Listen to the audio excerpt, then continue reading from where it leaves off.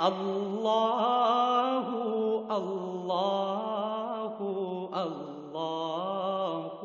اللہ اللہ اللہ اللہ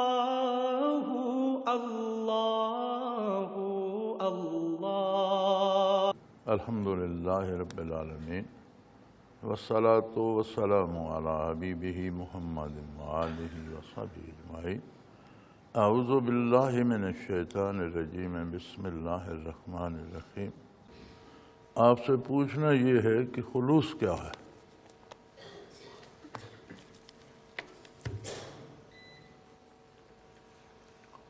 انسان کی کیفیات ہوتی ہیں اور وہ کیفیات رشتوں میں بھی، تعلقات میں بھی ہوتی ہیں۔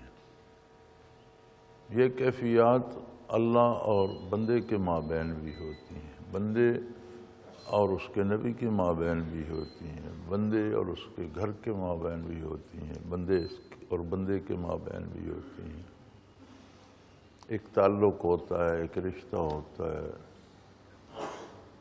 خلوص یہ ہے کہ وہ جو تعلق ہو، جو رشتہ ہو، اس میں کھرا پن ہو۔ اپنی کسی غرض سے رشتے قائم رکھنا خلوص نہیں ہے۔ وہ غرض پوری ہو جائے گی تو پھر رشتہ ختم ہو جائے گا۔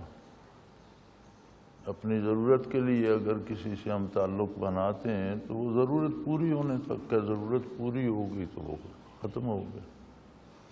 لیکن کسی کی ذات سے ذات کو رشتہ ہو، اس میں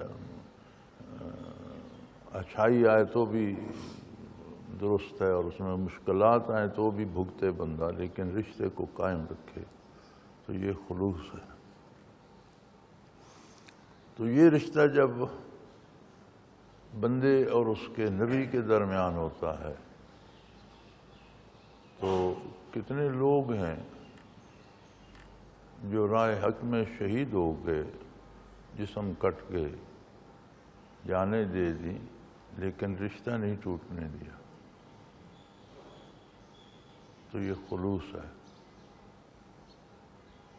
میدان احد میں ایک صحابی شدید زخمی ہوئے، ساتھیوں نے سنبھالا تو انہوں نے کہا میرے پاس وقت تھوڑا ہے، مجھے اٹھا کر حضور کے سامنے لے جاؤ اور مجھے لٹا کر میرا رخسار حضور کے پاؤں مبارک پہ رکھ دو۔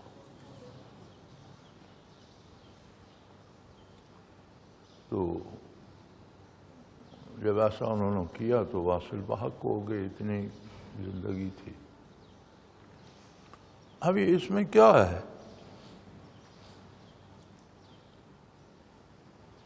ملا کیا؟ یعنی زندگی تو جا رہی ہے۔ اس نے یہ نہیں کہا کہ نبی صلی اللہ علیہ وسلم سے کہو کہ میری موت ٹل جائے، مجھے کچھ زندگی اور مل جائے، میرے زخم بھر جائیں۔ یہ ساری بات کہی تو جا سکتی تھی۔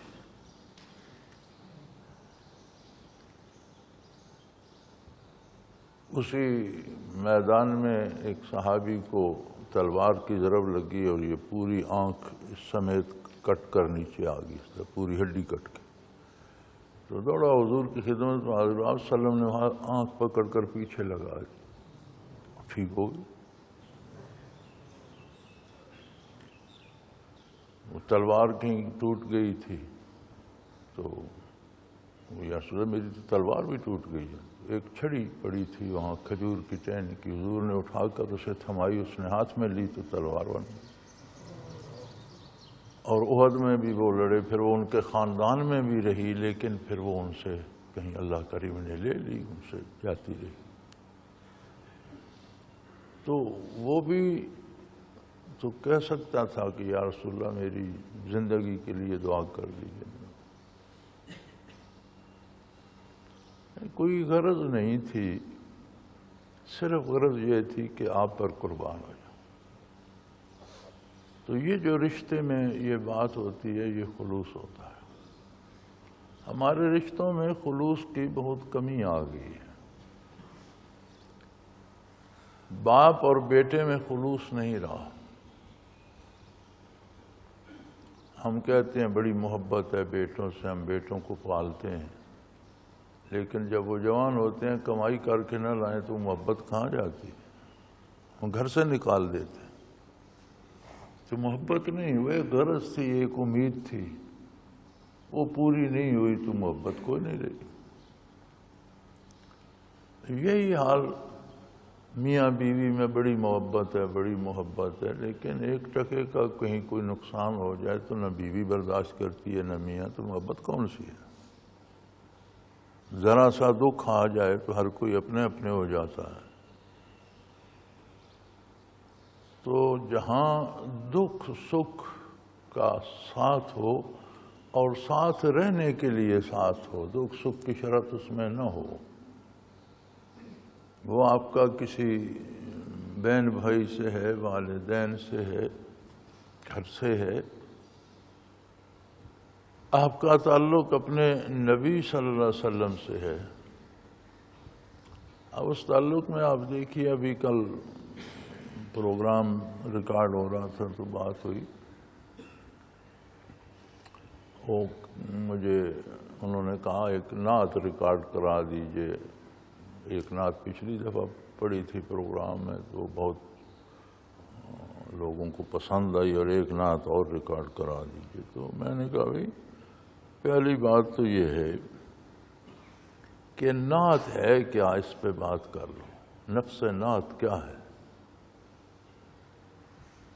اللہ کریم کی تعریف کی جائے تو اسے حمد کہتے ہیں، اگر نبی صلی اللہ علیہ وسلم کی تعریف کی جائے تو اسے نعت کہتے ہیں۔ میں نے کہا آپ اپنی نعتوں کا ذخیرہ اٹھا کے دیکھ لیں، اس میں نبی صلی اللہ علیہ وسلم کی تعریف کے الفاظ کم ہیں اور اپنی اغراض کی جو ہے بات وہ زیادہ ہے۔ مجھے یہ مل جائے، مجھے وہ مل جائے، میرے دکھ دور ہو جائیں، بھر دو جھولی میری یا محمد، میں نہ جاؤں گا خالی۔ یہ کون سی نعت ہے؟ اس میں کون سا تعریف کا پہلو ہے کہ آپ اپنی غرضیں بیان کر رہے ہیں؟ کوئی ایسی نعت تلاش کرو جس میں صرف حضور صلی اللہ علیہ وسلم کی تعریف کی گئی ہو۔ تو وہ کہنے لگا جی ایسی تو پھر نعت کوئی نہیں ملے گی۔ تو ایک چھوٹا سا مجموعہ ہے نعت ہے میرا، اس میں سے میں نے اسے ایک نعت سنائی، ریکارڈ کی اس نے۔ تو میں نے کہا دیکھو اس میں صرف حضور صلی اللہ علیہ وسلم کی حاضری کی، بارگاہ رسالت کی حاضری کی بات ہے، اور اس کی کیفیات کی بات ہے کہ وہاں کیفیت کیا ہو، اور آپ کی برکات کی بات ہے، کوئی ذاتی بات اس میں نہیں ہے۔ یہ نعت ہوتی ہے۔ تو ہمارے ہاں خلوص کی کمی ہے، یعنی اپنی اغراض پوری کرنے کے لیے رشتے ہیں، حتیٰ کہ ہمارا رشتہ نبی اور اللہ سے بھی اپنی غرضوں کے لیے۔ ہم نے ہر چیز اللہ سے مانگنی ہے، لیکن یہ شرط تو نہیں ہے اب میں بیمار ہوں میں یہ شرط لگا دوں کہ اگر میں ٹھیک ہو جاؤں تو پھر میں اللہ کا ذکر کروں گا، اور بیماری رہے تو نہیں کروں گا۔ یہ تو کوئی بات نہ ہوئی، یہ تو کوئی تعلق نہ ہوگا۔ بیماری سے میں بھی روز شفا مانگتا ہوں، لیکن یہ مشروط نہیں ہے۔ مانگنا تو اسی سے ہے جو وہ دیتا ہے، وہ بہتر ہے۔ اور انسان کو یہ پتہ نہیں ہوتا کہ یہ بیماری شاید اس بیماری سے کم تر ہے جو میرے گناہوں کی سزا ہے۔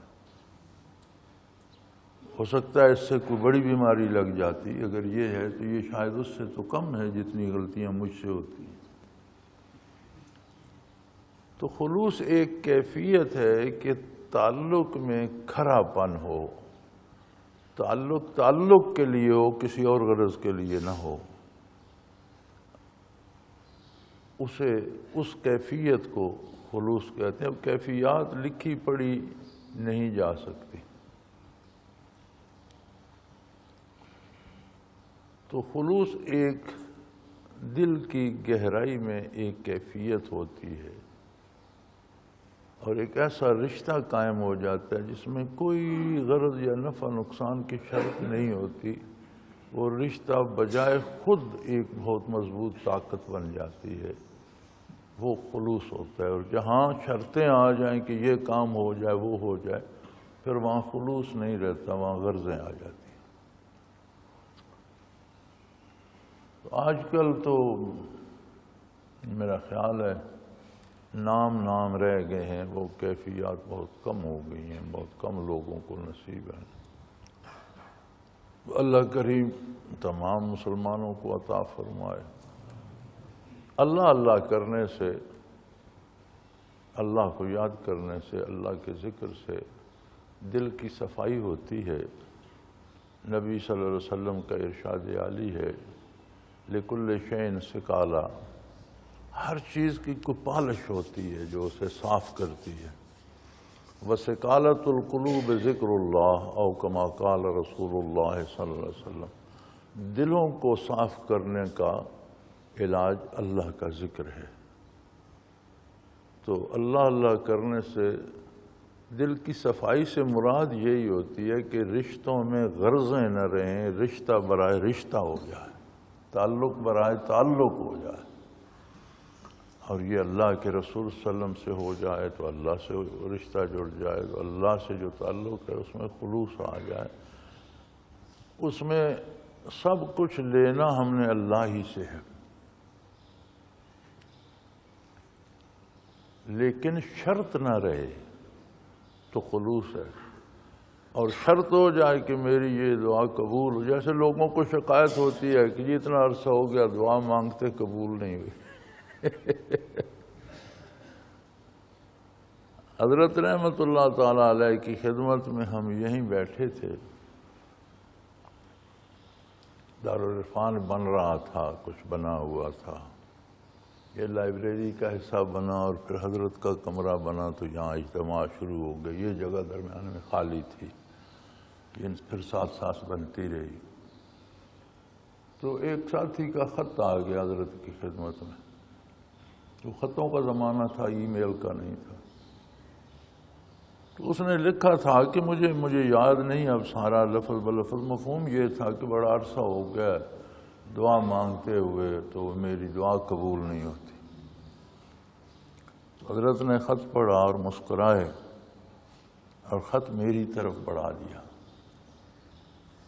میں نے لے لیا، فرمایا اسے جواب تم دو۔ میں نے اسے چند سطریں لکھی کہ بھئی یہ نظام تو پتہ نہیں، کسی کے پاس بھی حتمی تاریخ نہیں ہے کہ کب سے چل رہا ہے اور کتنی مدت ہو گئی اس نظام کائنات کو چلتے، اور کسی کے پاس یہ خبر بھی نہیں کہ یہ کب تک چلے گا، کتنی سینکڑوں صدیاں بیت گئیں چلتے، اللہ جانے کتنا اور عرصہ اس نے چلنا ہے۔ تم اس میں درمیان میں چھوٹے سے وقفے کے لیے دنیا میں آئے ہو، بلوغت سے موت تک کتنا عرصہ ہوگا تمہارا، تو جس ہستی نے اسے تمہارے آنے سے پہلے سنبھالے رکھا، تمہارے جانے کے بعد سنبھالے رکھے گی، اسی کو سنبھالنے دو، تم مشورے کیوں دیتے؟ تم بیچ میں ٹانگ کیوں اڑاتے ہو؟ چند دن کے لیے آئے ہو تو تم کیوں ٹانگ اڑاتے ہو؟ جیسا وہ کر رہا ہے سب ہونے دو۔ دعا کا مطلب تو یہ ہے کہ تم کوئی مشورہ دیتے ہو، وہ مانا نہیں جاتا۔ تو دعا اللہ کریم کی بارگاہ میں حاضری کا ایک بہانہ ہے، بارگاہ الوہیت میں بات کرنے کا ایک بہانہ ہے۔ دعا کو دعا سمجھیں اور یہ سعادت سمجھیں کہ اس نے توفیق دی، آپ نے بات تو کر لی، آگے ہونا کیا ہے وہ بہتر جانتا ہے، جو بہتر ہے وہ کرے گا، کرنا اس نے ہے۔ دعا کوئی حکم نہیں کہ آپ نے ڈکٹیٹ کرا دیا کہ یوں ہونا چاہیے اور ویسا ہو گیا۔ دعا حکم نہیں ہوتی، دعا درخواست ہوتی ہے، اور ضروری نہیں کہ جس بارگاہ میں درخواست دی جائے اس کے مطابق ہو جائے، کبھی اس کے مطابق بھی ہو جاتا ہے، لیکن شاید وہ ہمارے کہنے سے تو نہیں ہوتا اسی کی مرضی سے۔ اتفاقاً ہماری درخواست اس کے ساتھ مل جاتی ہے، ہم سمجھتے ہیں میرے کہنے سے ہو گیا۔ بھی ہمارے کہنے سے کیا ہوگا؟ ہماری حیثیت کیا ہے اس کائنات؟ کتنا حصہ ہے ہم اس کا؟ کتنی دیر کے لیے آئے؟ تو خلوص یہ ہے کہ یہ شرائط ساتھ نہ ہوں۔ خلوص یہ ہے کہ وہ دعا کرے تو اسے دعا کرنے میں مزہ آ جائے کہ اللہ سے بات تو کر لی، اب ہوگا کیا یہ اس کی مرضی۔ تو یہ ایک کیفیت ہوتی ہے جو بلا غرض صاف ستھری اور خالص ہوتی ہے، اور جو دائمی ہوتی ہے پھر وہ ہمیشہ رہتی ہے۔ کل ایک سوال وہاں بھی ریکارڈنگ میں بھی آیا تھا، اسی طرح کو کوئی تھا کہ اللہ شاہ رگ سے قریب کیسے ہے، وَنَحْنُ أَقْرَبُ إِلَيْهِ مِنْ حَبْلِ الْوَرِيدِ، تو شاہ رگ تو بدن کی بہت مرکزی رگ ہوتی ہے، تو اس سے قریب تر کیسے ہے۔ اور پھر یہ احمد صاحب نے بتایا، کسی ساتھی نے ان سے یہ سوال پوچھا کہ جب اللہ شاہ رگ سے قریب ہے تو پھر کسی بزرگ کے پاس جانے کی اور پھر وہاں سے اللہ اللہ سیکھنے کی کیا ضرورت ہے؟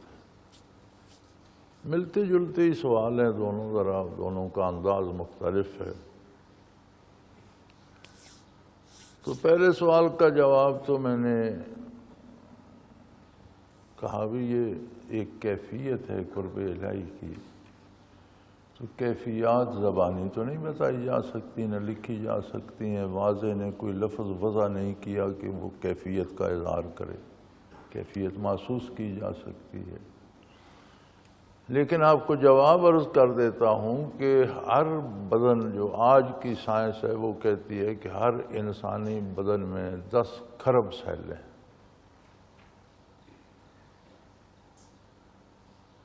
بدن چھوٹے قد کا ہے تو سیل چھوٹے ہیں، بڑے قد کا ہے تو سیل بڑے ہیں۔ سائنس کا یہ فیصلہ ہے کہ ہر وجود میں 10 کھرب سیل ہیں۔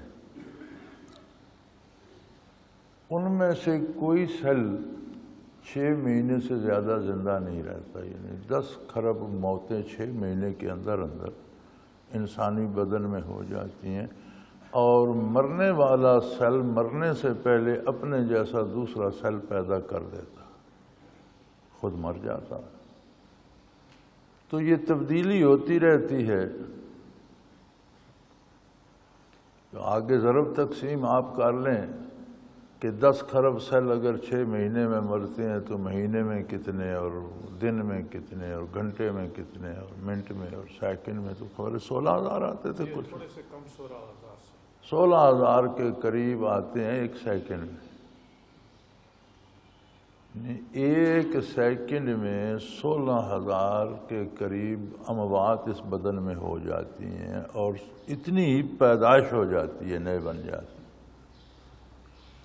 اب سارا وجود ان سیلوں سے ترتیب دیا گیا، ناخن سے لے کے سر کے بالوں تک، اور آنکھ کے ڈیلے سے لے کر پاؤں تک، دل سے لے کر جگر تک، ہر چیز، ہر عضو جس میں شاہ رگ بھی آ جاتی ہے، وہ بھی انہی سیلوں سے بنی۔ اب جو ہستی وہ سیل پیدا کر رہی ہے، ان سیلوں سے رگ حیات کو بھی تعمیر کر رہی ہے، اور ان سیلوں سے خون بنا کر اس میں چلا رہی ہے، کیا وہ اس رگ سے قریب نہیں لگتی؟ ایک تو ہے اللہ کا حکم ہے، اس نے کہہ دیا، ہم نے مان لیا، بات ختم ہو گئی، وہ تو بات تعلق اور رشتے اور اس میں خلوص کی ہے۔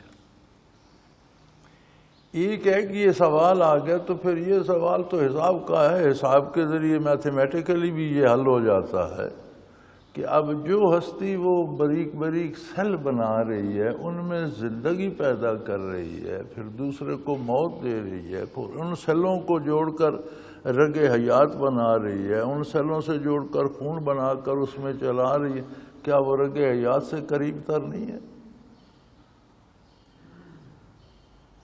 اب اسی سوال کا دوسرا رخ جو پوچھا گیا وہ یہ تھا کہ جب اللہ شاہ رگ سے قریب ہے تو پھر کسی بزرگ کے پاس جانے کی اور اس کی کیا ضرورت ہے؟ بات تو ٹھیک ہے، اللہ تو کافر کی بھی شاہ رگ سے قریب ہے، پھر اسے نبی کی کیا ضرورت ہے؟ نبی کی خدمت میں اللہ کو تلاش کرنے نہیں جاتے، تو اللہ گم ہو گیا کہ تلاش کر رہے ہیں؟ اپنا دل جو ہے اس کو آئینہ بنانے کے لیے جاتے ہیں کہ اللہ تو ہے، مجھے بھی خبر ہو سکے کہ اللہ ہے۔ ایک ہے ایک چیز کا ہونا، یہ مائک جہاں پڑا ہے یہ یہاں ہے۔ اب اگر خدا نہ خواستہ میری آنکھیں نہ ہو، نظر نہ ہو، تو میں تو پوچھوں گا ہی کہ بھائی مائک یہاں ہے کہ نہیں ہے، یا بول کر دیکھوں گا یا ٹٹولوں گا۔ اللہ تو موجود ہر وقت ہمہ جگہ اور ہمارے شارگ سے قریب تر ہے، لیکن ہمیں کیسے محسوس ہو کہ وہ ہے؟ ہم جو اندھے بھی ہیں، ہم میں حس بھی کوئی نہیں، ٹٹول بھی نہیں سکتے، آواز بھی کوئی نہیں، تو پہلے ہمیں زندگی چاہیے، وہ ہے نور ایمان جو نبی سے ملتا ہے۔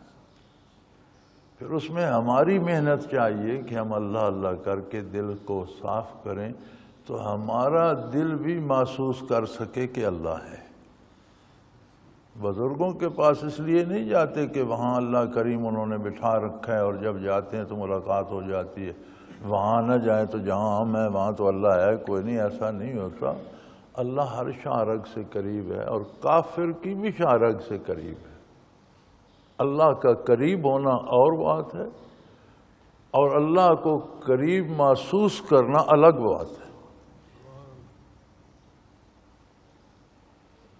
اب سورج نکلا ہوا ہے، سورج کا ہونا اور بات ہے۔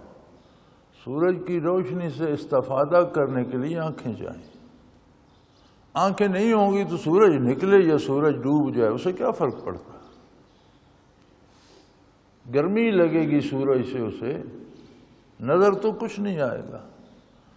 تو یہ آنکھ بنانے کے لیے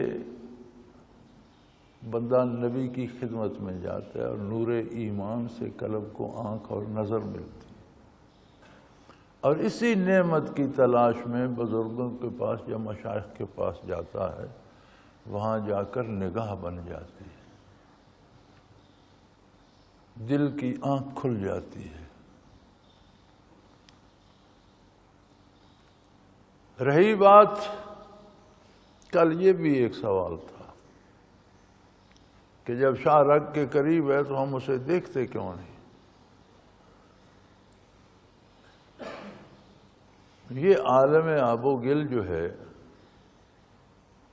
یہ ذات باری کی ذاتی تجلی کو برداشت کرنے کی اہلیت نہیں رکھتا۔ نہ یہ آسمانوں میں طاقت ہے نہ زمینوں میں۔ موسیٰ علی نبینا علیہ السلام نے عرض کی، بار الہ ارنی انظر الیک، طور پہ حاضر ہوتا ہوں، آپ کے ذاتی کلام سے مستفید ہوتا ہوں، آپ سے باتیں کرتا ہوں، آپ ارشاد فرماتے ہیں میں سنتا ہوں، میں عرض کرتا ہوں آپ کا جواب سنتا ہوں۔ اب دل کرتا ہے میں آپ کو دیکھوں۔ باتیں تو ہوتی ہیں، پردے کے پیچھے سے ہوتی ہیں، آواز سنتا ہوں۔ اب دل چاہتا ہے کہ یہ پردہ ہٹ جائے۔ رب آرنی، اللہ مجھے اپنا آپ اپنی ذات دکھا دے، انظر الیک، میں دیکھنا چاہتا ہوں آپ کو۔ ایک محبت، ایک عشق، ایک جنون ہو گیا ہے، اب درمیان میں یہ پردہ مجھے تکلیف دے رہا ہے، میں اب روبرو آپ کو دیکھنا چاہتا ہوں۔ اولو العزم رسول تھے،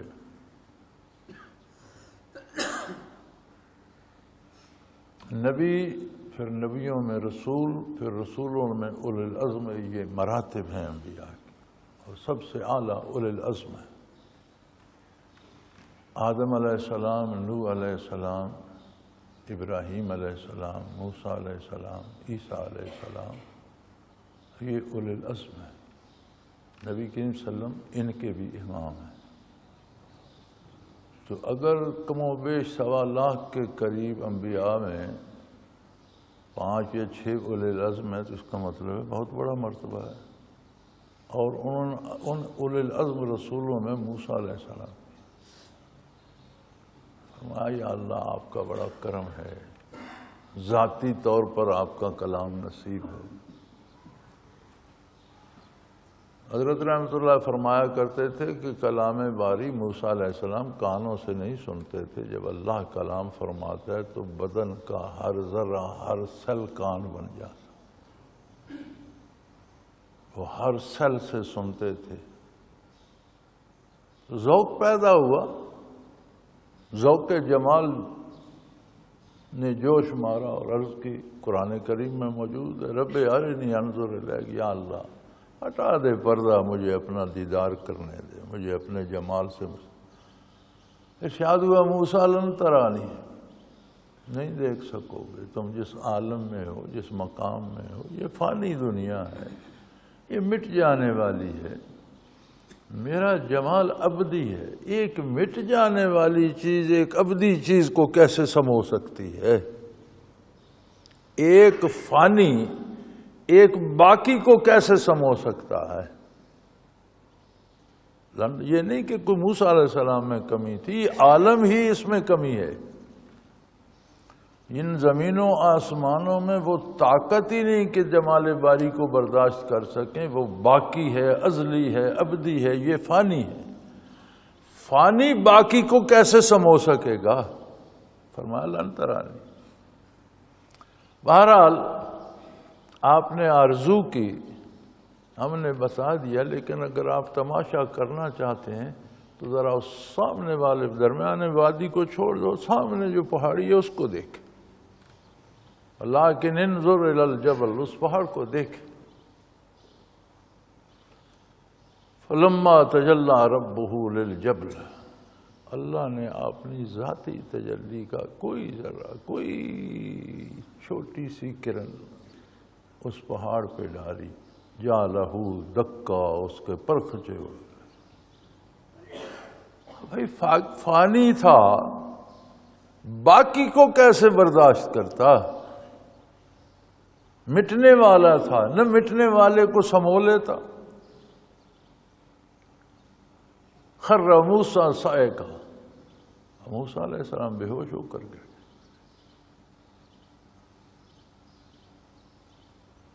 تو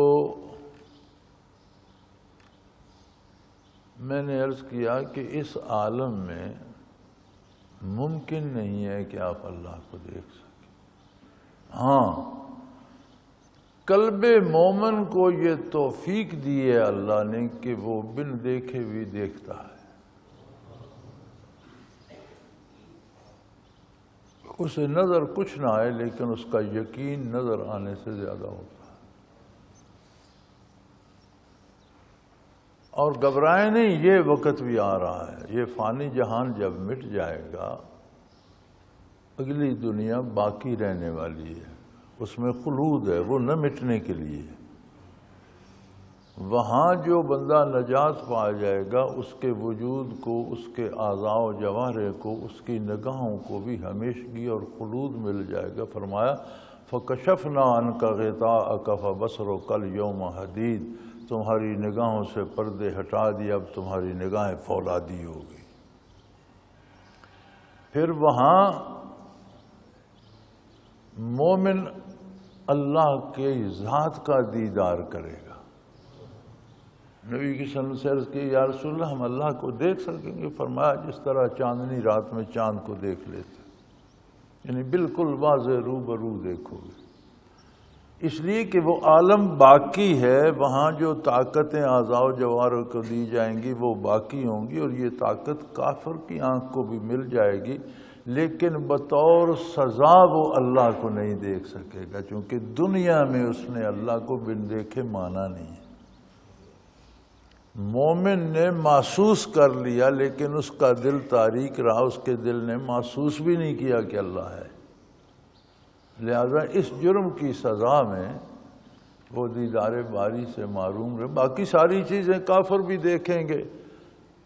قرآن کریم فرماتا ہے ایک جنتی جنت میں کہے گا یار بڑے مزے ہیں، یہاں تو میرا ایک دوست ہوتا تھا یا پڑوسی ہوتا تھا، وہ مجھے کہتا تھا فضول نمازیں پڑھتے رہتے اور فضول ذکر اذکار کرتے رہتے ہو، یہ سب کچھ نہیں ہے، پتہ نہیں وہ کہاں گیا۔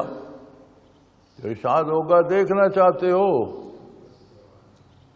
تو دیکھو، وہ جھانکے گا، فطلع، جھانک کر دیکھے گا تو اسے جہنم میں پائے گا، تو اس سے بات کرے گا۔ اب دیکھیں اہل جنت کو دوزخی نہیں دوزخی بھی نظر آ رہے ہیں، جو اس میں جن کو دنیا میں جانتے تھے ان کو پہچانیں گے، بات بھی کریں گے وہاں سے وہاں، جس طرح آپ یہاں سے موبائل میں دنیا میں بات کر لیتے ہیں نا، وہ وہاں سے بغیر کسی موبائل کے بات کریں گے تو وہ سن رہے ہوں گے کہ بھائی تو مجھے کہتا تھا یہ سب غلط ہے اور جھوٹ ہے اور چھوڑ دے، اب سنا۔ وہ کہے گا ان باتوں کو چھوڑ یار، تم عیش کر رہے ہو۔ اب وہ دوزخی بھی جنت کو دیکھ رہے ہیں اور ان کی آواز بھی جنت میں جا رہی ہے۔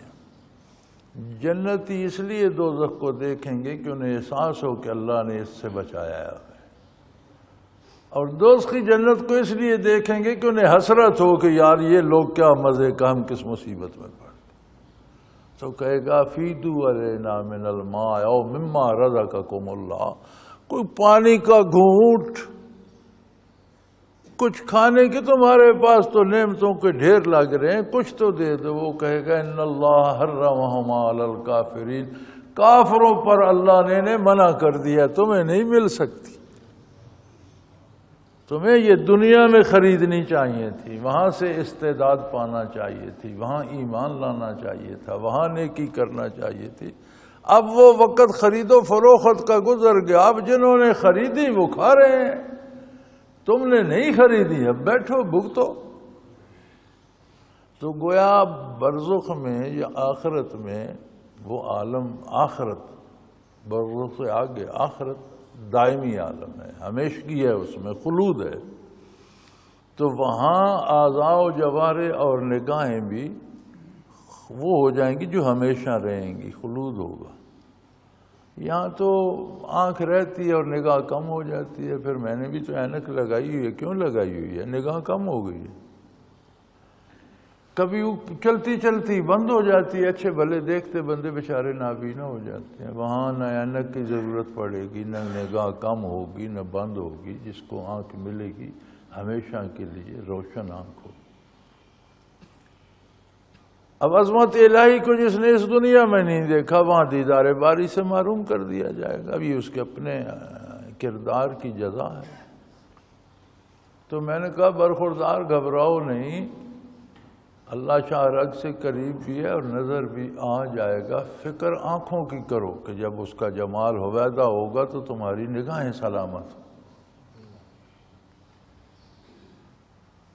وہ جس نے پوچھا تھا کہ نظر کیوں نہیں پھر آتا، تو میں نے اسے یہ جواب عرض کیا کہ نظر تو آتی ہیں چیزیں، نہیں بھی آتی۔ دنیاوی اعتبار سے آپ دیکھ لو،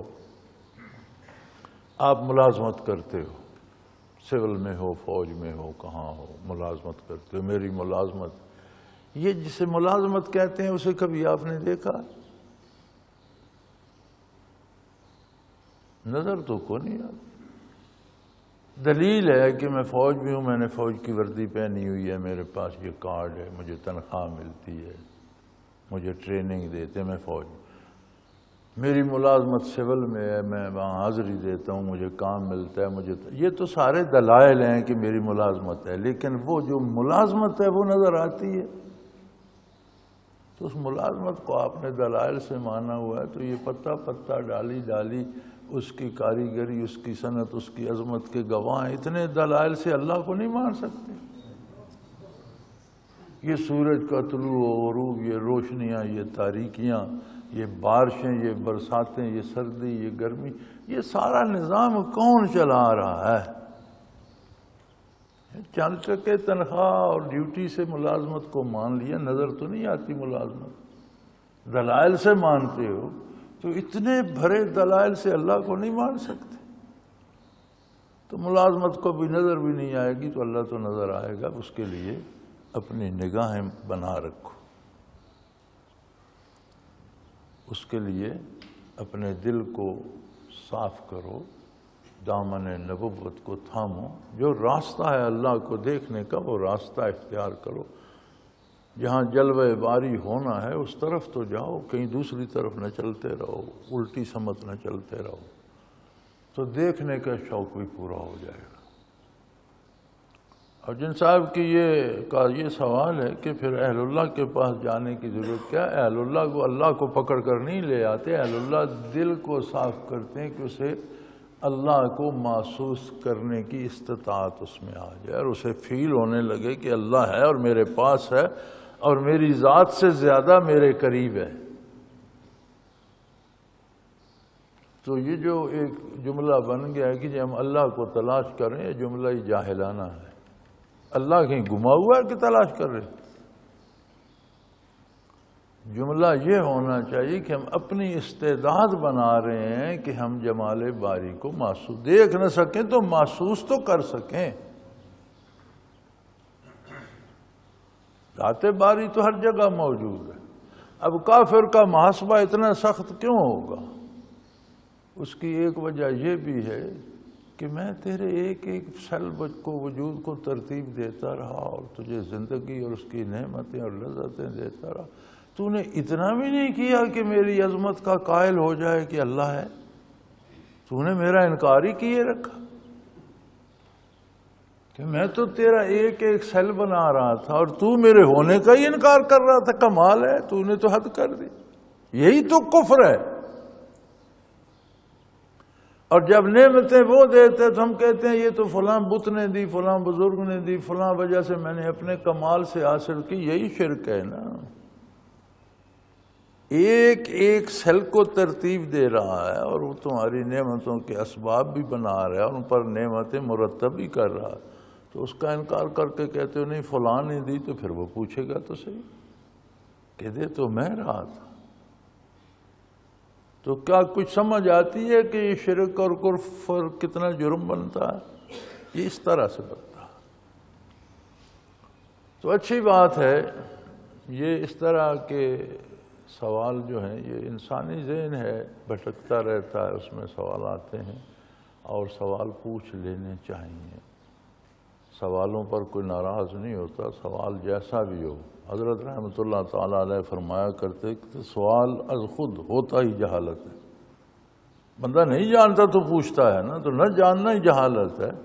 سوال جہالت ہوتا ہے، اسے اطمینان سے صبر سے سنا جائے اور جواب علم ہوتا ہے۔ اور علم لڑائی نہیں ہوتا، علم ہوتا ہے کہ اس کا علمی جواب دے کر بندے کو مطمئن کیا جائے۔ تو اس طرح کے سوالات ہمارے دلوں میں پلتے رہتے ہیں اور ہم ڈرتے رہتے ہیں پوچھنے سے بھی۔ اور بغیر پوچھے تو یہ حل ہونے سے رہے تو کوئی حرج نہیں، سوال جیسا بھی ہو ضرور پوچھیں۔ اللہ کریم نے توفیق دی، جو اللہ نے سمجھا دیا، جو علم اللہ نے دیا ہے اس کے مطابق جواب عرض کرتے رہیں گے۔ وآخر دعوانا ان الحمدللہ رب العالمین۔ الحمدللہ رب العالمین والصلاة والسلام علی حبیبہ محمد وآلہ وسلم۔ اللہم ربنا لا تقتلنا بغضبک ولا تہلکنا بعذابک واعف عنا قبل ذلک۔ اللہم ربنا لا تسلط علینا من لا یرحمنا، انت ولینا فی سفرنا وحضرنا فی مالنا واہلنا، انت ولینا فی الدنیا والآخرہ، توفنا مسلمین والحقنا بالصالحین، وصلی اللہ تعالی علی حبیبہ محمد وآلہ۔ اللہ اللہ اللہ اللہ اللہ اللہ اللہ اللہ۔ حضرت امیر محمد اکرم آوان مد ذلہ العالی دارالعرفان منارہ ضلع چکوال میں سالہ سال سے قرآن و حدیث کے اوپر خطابات کر رہے ہیں اور سلسلہ نقشبندیہ اویسیہ کے مطابق لوگوں کو ذکر الہی کی تربیت دے رہے ہیں۔ وہ قرآن پاک کی تفسیر ترتیب وار بیان کر رہے ہیں۔ تفسیر قرآن کو وہ موجودہ ملکی اور بین الاقوامی حالات کے مطابق بیان کرتے ہیں۔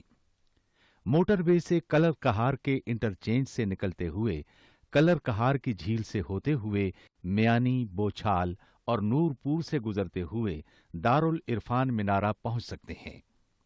حضرت امیر محمد اکرم آوان نے بچیوں اور بچوں کی دینی اور دنیاوی تعلیم کے لیے سقارہ اکیڈمی کے نام سے ایک درسگاہ بھی قائم کی ہے، جس کا افتتاح ملک پاکستان کے صدر جنرل محمد ضیاء الحق نے اپنے دست مبارک سے کیا تھا۔ وہ تمام احباب جو اسلام کی طلب رکھتے ہیں ان سے گزارش ہے کہ دارالعرفان منارہ ضلع چکوال میں امیر محمد اکرم آوان صاحب کے خطابات سے مستفید ہوں۔ وہ ہر جمعے کو نماز سے پہلے بیان فرماتے ہیں۔ ہر ماہ کی پہلی اتوار کو ماہانہ اجتماع ہوتا ہے جس میں آپ خصوصی خطاب فرماتے ہیں اور پاکستان کے چاروں صوبوں سے احباب اس اجتماع میں شرکت کرتے ہیں۔ اس کے علاوہ یہاں سال میں 2 مرکزی اجتماعات بھی ہوتے ہیں، ایک رمضان المبارک میں اعتکاف کا اجتماع اور دوسرا جولائی اور اگست میں 40 دن کا اجتماع ہوتا ہے جس میں روحانی تربیت کی جاتی ہے۔ اپنا خون سیماب دے کر اتنا ہم کر جائیں گے، نام آقا کا چمن میں پھر رقم کر جائیں گے۔